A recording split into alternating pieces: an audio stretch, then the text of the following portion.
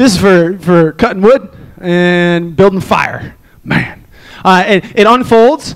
It's called a Svensa. It's Swedish. It's really cool. It's very sharp. I love it. What else do I have in here? I have my sleeping bag. My sleeping bag fits in here. It's very light and fluffy. It's very nice. And it's important that it's light so that I can carry more food. It's important that it's small so I can carry more food. I love backpacking. It's awesome. The other thing that I have in here, I have my sleeping pad. You see, because I sleep under the stars. I don't sleep in a tent. I don't sleep in a lean-to. I sleep under the stars. So it's important that I don't sleep on the ground because I'd like to walk the next day. So you know the thing that you normally, you blow it up and then you float around on your pool? Well, it's kind of like that, but it's got a really hard, undercoating so I don't get cut on rocks and things like that. That's that. You can chuck that at me. That's okay. Oh, it's black. Wow, ninja. Then I have, this is my stove. This is so cool. Inside this canister, which also doubles as a cup, is the fuel canister and then the burner. So it all kind of hooks together and then it sets on the ground. I can boil 2 cups of water in 1 minute. It's awesome. And then I add the hot water to dehydrated food. Also very light and, it's okay.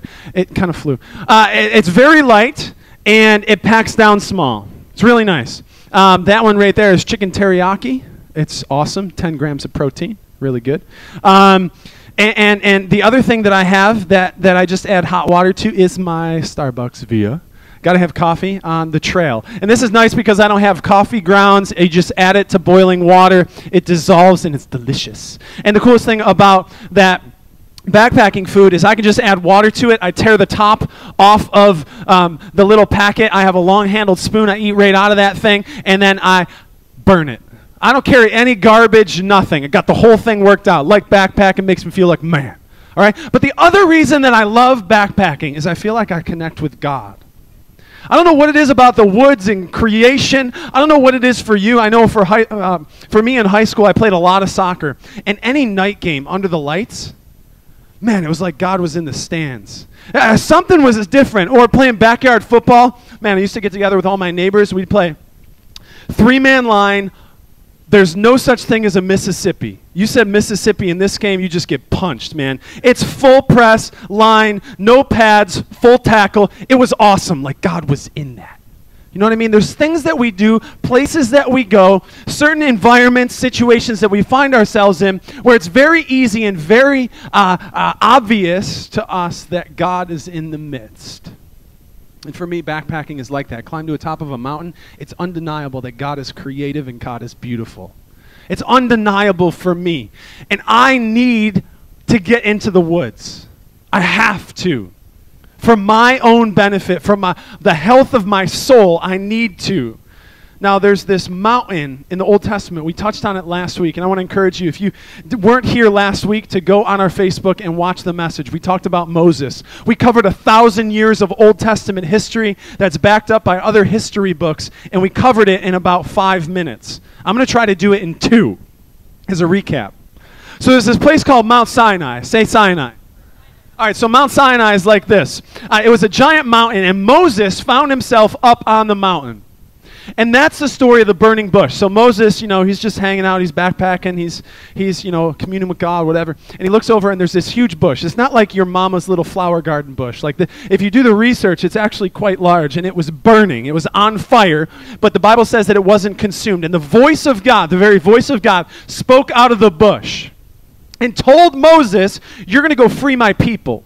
My people are enslaved. I've chosen them because I love them, not because they're perfect, but because I love them. I've chosen them, and they're in slavery. And you know what? God's people should not be in slavery. They need to be freed. Moses, go.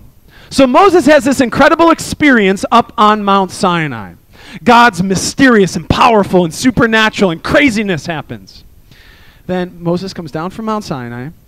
He goes to Egypt. He's got his staff, his long beard, jacked grandpa, right? And he's like, let my people go. And Pharaoh's like, no, I like them. They're building my pyramids. I like them exactly where they are. And Moses says, all right, fine. Well, God's not happy about that. So God sends 10 plagues. There's a whole bunch of them, right? A whole bunch of frogs came, and then a whole bunch of little flies came, and then a whole bunch of locusts came. And then it was dark out when it was supposed to be light out, and then the river turned to blood. And then God sent an angel to kill the firstborn of everyone in Egypt. Pharaoh finally said, all right, you're too much trouble. The pyramids can stay half done. Just go. So Moses leads the free people of Israel, God's people, free from slavery, to the Red Sea, right? God parts the Red Sea. You know the story before. They walk across on dry land. Pharaoh changes his mind, and he's like, I kind of want those pyramids finished. Come back. So he chases after them. And when Pharaoh's soldiers and chariots and horses get in the middle of the Red Sea, God collapses the Red Sea. They all die, and they are in the desert, but free. The Bible records that for 40 years, they wandered around the desert. And they were trying to figure out how to do life with God, much like us. That when we give our hearts to God, when we choose to have faith and believe in the things that we can't see or touch, and we say yes to God, yes to Jesus, yes to the possibility, we want to try to live out this life on purpose. It takes us a little while to figure out how we're supposed to do that. How do we navigate all the situations in life? And Israel is no different. Israel's a picture of our relationship with God. So they're wandering in the desert for 40 years trying to do life with God and figure out how to do that. God calls Moses to the top of Mount Sinai again. And at the top of the Mount Sinai, you maybe are familiar with the story, God gives Moses the 10 Commandments. And the Bible describes the scene that heaven was opened and descended on the mountain. If you do a Google image search for Mount Sinai and Moses, some of the artist renderings is crazy. It looks like a scene out of the Lord of the Rings. What is it, Mordor and that big Mount Doom. And it's like craziness. And God's presence is heavy on the mountain. And the Bible records that God wrote the 10 Commandments with the God finger. Like wrote it out, don't kill people. Don't steal people's wives or husbands. Don't steal at all. Worship me, nobody else. There was a couple other ones. And Moses takes these 10 Commandments and he marches down from Mount Sinai, unbeknownst to him. All the people got bored because Moses was up there hanging out with God for 40 days. And he was up there hanging out with God, and they were like, hey, we got an idea. We're worshipers. We have to worship something. God's up there with Moses, so we got to worship something. So let us worship a baby calf. Let's make one. Okay, so they made one, and they're like, baby calf, baby calf, baby calf. We worship you. You're so awesome, majestic, and beautiful. We love how you...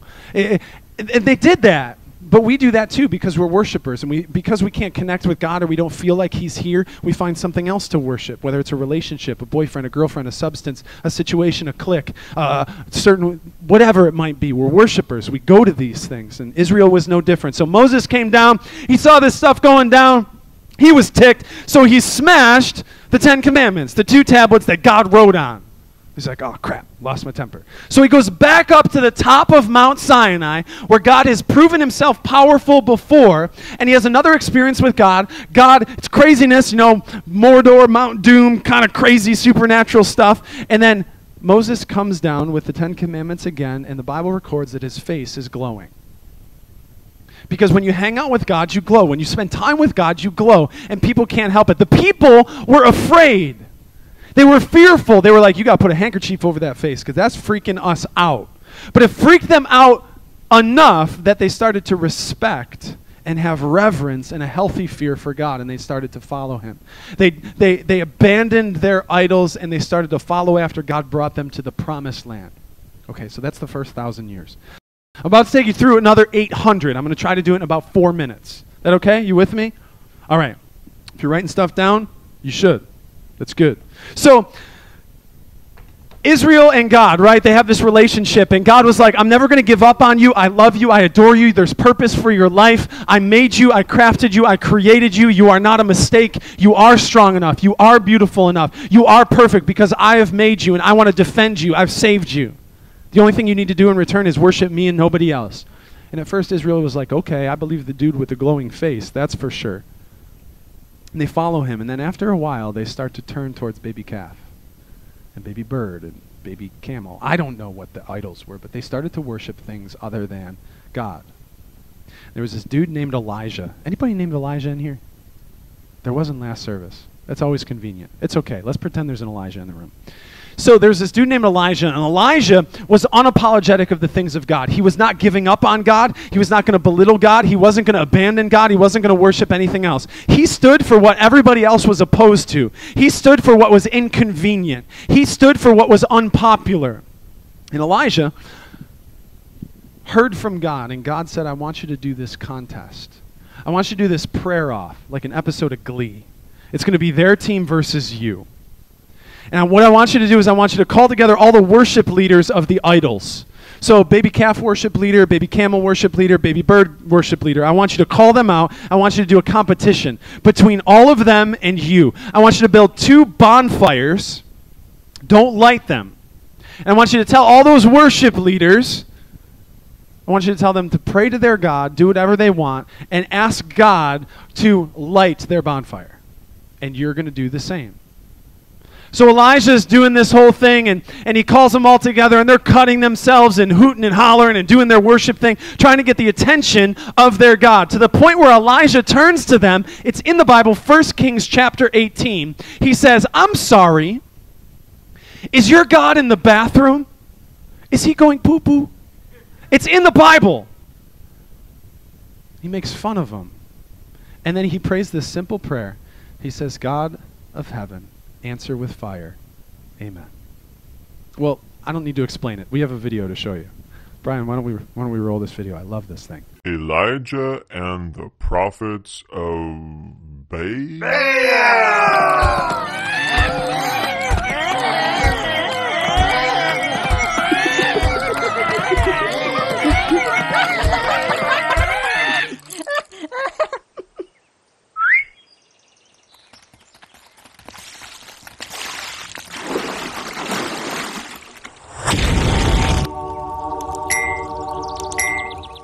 So God answers from heaven with this mysterious, supernatural, big, powerful answer. And Elijah's like, what's up? But Elijah's not done yet, because he knows that the worship leaders are going to go back to the people and still get them to worship idols. So what does he do? He picks up a sword and he kills all of them. Elijah, he's pretty BA. Like, he's no joke. So Elijah kills all of them. And then there's this woman. Now, how many of you would admit to know a woman who sometimes, occasionally, might be a little bit crazy? Girls, you need to be honest. Okay, it doesn't have to be you, but you probably know one. Okay, and the girls would say the same thing about us guys. So there was this woman named Jezebel. Can you say Jezebel? All right, so Jezebel was crazy. She was more than crazy, she was quite evil, because she used to lead the worshipers of the idols. She was like their boss. And she was making money off of them and all these different things. She was evil. She was also known for this other thing, and I'm so glad I get to speak to high schoolers. She would surround herself with men, but she would, she'd cut off their to make them obedient and subservient. Because, gentlemen, let's just face it. If somebody cuts off your I mean, that's a problem. You know? So Jezebel was known for 2 things. She was super evil and she cut off people's Jezebel sends a letter to Elijah, who just killed all of her worship leaders. The letter says this: by the end of the night, I'm going to cut off your So Elijah, like any God-fearing man, runs. He runs. In that scene, 1 Kings chapter 18, you got to read it. In the beginning of 1 Kings chapter 19, it basically starts off with, he ran. So he runs, but guess where he runs to? He runs to Mount Sinai. He runs to the place where God has proven himself before. He runs to the place where God has shown himself supernaturally before. He runs to the place where historically, for hundreds and hundreds and hundreds of years, God has shown up. God has been faithful. God has answered with fire. God has answered and Moses was glowing. God gave the 10 Commandments and wrote them with his very own finger. Extravagant, miraculous, powerful, supernatural ways God has shown up on Mount Sinai. So Elijah's like, okay, I got this crazy, evil woman that wants to cut off my and that's where I'm going, because apparently God's there. Elijah knows that occasionally there are places in our lives where we feel like we can connect with God better. Whether it's camp, or it's church, or it's a retreat, or it's hanging out with a certain group of people, or it's an Argen, or whatever it might be, there are times and places where we feel closer to God, and that's okay. Because I know for me, in the woods, I feel like as soon as I close and lock my car and put my backpack on my back, I feel like God is walking with me. It's so close. It's incredible. I'm so thankful for it. But I haven't been camping in a year.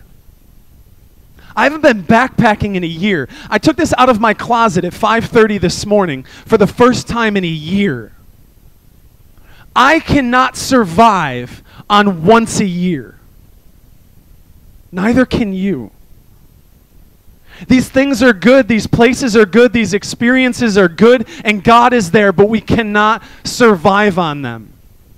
So what happens with Elijah? Elijah goes up the mountain, and he's expecting to have this supernatural encounter with God. And he does, but it's not what he expected. 1 Kings chapter 19, I'm going to start in verse 9.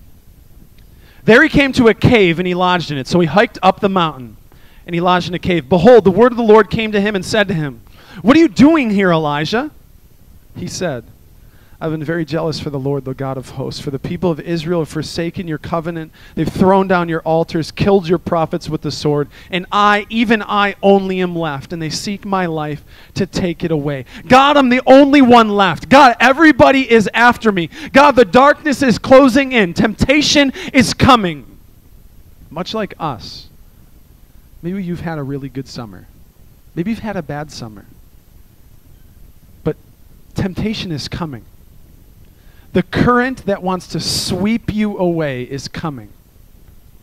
The influence is coming.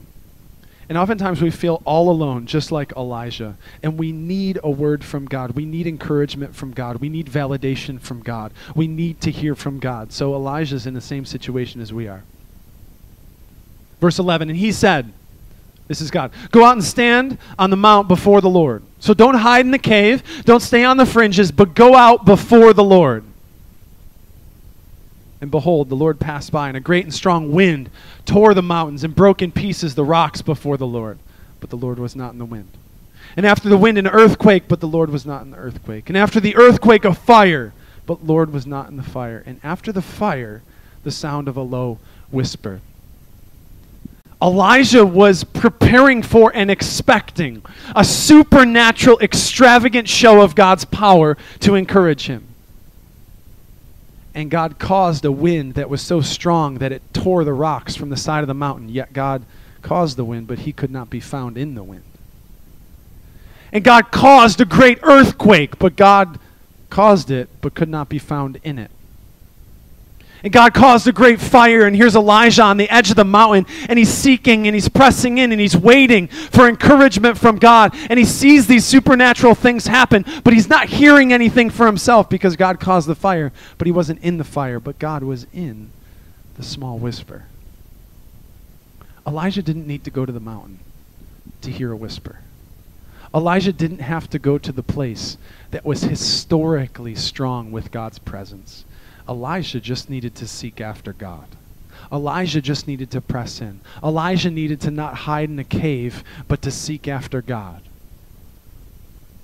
And although he wanted the show, and he wanted the supernatural, and he wanted the emotion, and the buzz, and the vibe, and people everywhere, and all these different things, much like we do,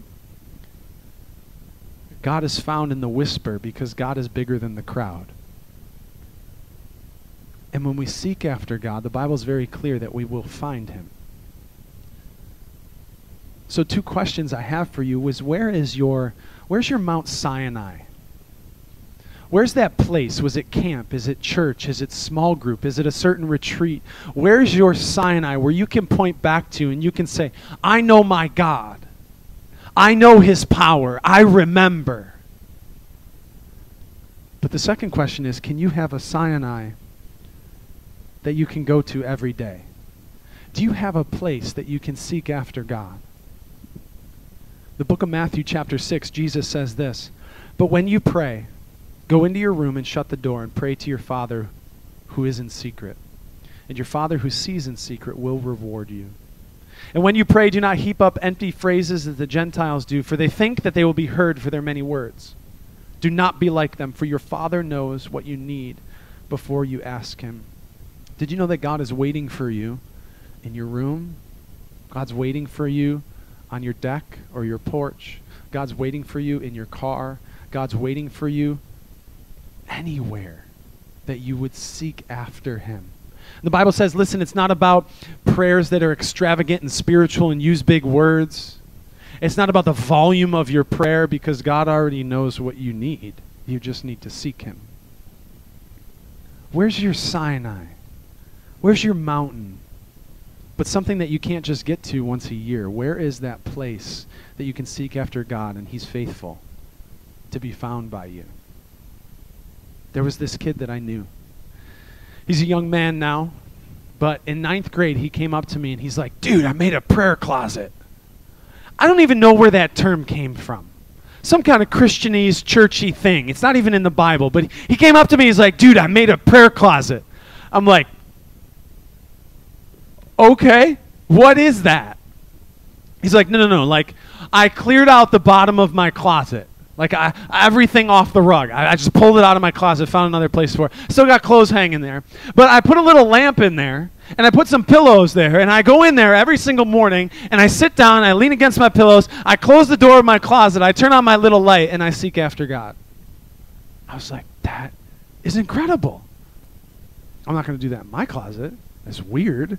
But it worked for him. And I'm telling you, the man that I know now, is different because of that year or so where he had that prayer closet. And he would go into it, he would close the door, he would pray simple prayers like a text to a friend. He would seek after God and God would answer him. And God began to tell him, this is my plan for your life. Let me encourage you in this. Let me strengthen you against temptation. Let me get you ready for the next stage of your life. And when you seek after God, you glow. Because that young man brought so many stinking friends to church. Not because he invited them, but because they asked. They saw the change in him. And they started to ask because he was starting to glow in a way. Because he was spending time with God. He was seeking God. He was hanging out with God. And people started to ask him, hey, don't you go to church? Could I go with you sometime? And a lot of them now know Jesus because he spent time in an actual closet. I don't know where your Mount Sinai is. I don't know where your prayer closet is, but you need to find one. Because we can't wait until camp next year. You can't wait until the next crazy worship moment. Those things are good, but they don't sustain us. Let me pray for us. Lord, thank you. Thank you for your truth that we're not meant to just stay on the mountaintop. Lord, I pray for each and every student and leader in this room that we would find that place, that Mount Sinai that we could go to each and every day to seek after you, and you are faithful to be found. God, your word alludes to the fact that you are waiting for us. God, you're waiting for us in our rooms. You're waiting for us on the bus. You're waiting for us in the closet. You're waiting for us under our bed, on our porch, on our deck, in our car, in our backyard, wherever it might be. You're waiting. You know what we need. God, you just want us to talk to you. You just want us to pray to you. You just want us to know you through your word. God, I pray that we would be a people that don't wait till next year, next month. But today we would seek after you with all of our hearts. In Jesus' name. Everybody said.